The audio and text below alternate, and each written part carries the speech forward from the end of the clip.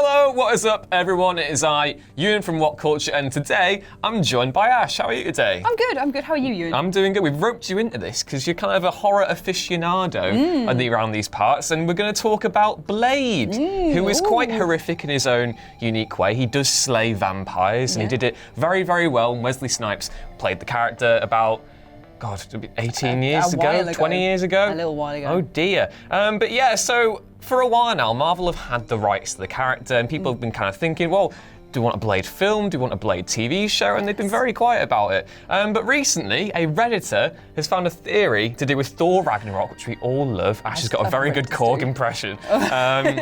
And it kind of revolves around vampires potentially existing there. What do you think of that so far? I think that is just good. Like, I would just like to see some vampires in the MCU. Like, obviously, X-Men is taking their horrific route with the new film coming up. New Mutants. That's it, New Mutants. So New Mutants, they keep going, oh, it's going to be so horror-y. So this could be Marvel's, like, step in and be like, hey, you want to do some horror? Here is some vampire horror, so that would be nice. Yeah, so the theory comes by way of a guy on Reddit, and he basically says that in the What We Do in the Shadows Easter egg, which is a great film you should all watch, by the way, it's really good. I love that film.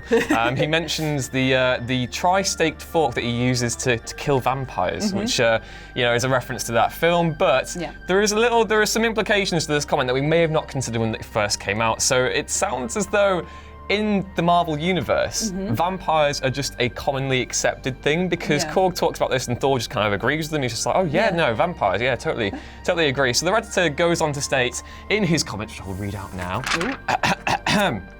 Firstly, Korg is not from Earth and knows nothing about Earth or its culture.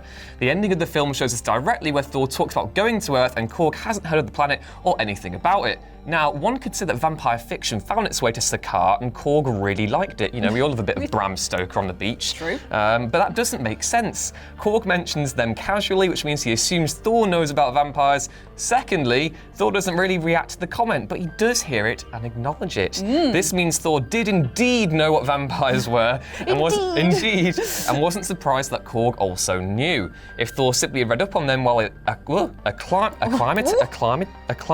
I think he's going to say acclimatizing. He's put acclimating. Acclimating, that is a word as well. It's true. Yeah, to Earth culture. He would have been surprised that Korg knew about them. His casual acceptance of Korg's knowledge means Thor is aware of how widespread vampires are. It also shows that he agrees on how wooden stakes would work on them.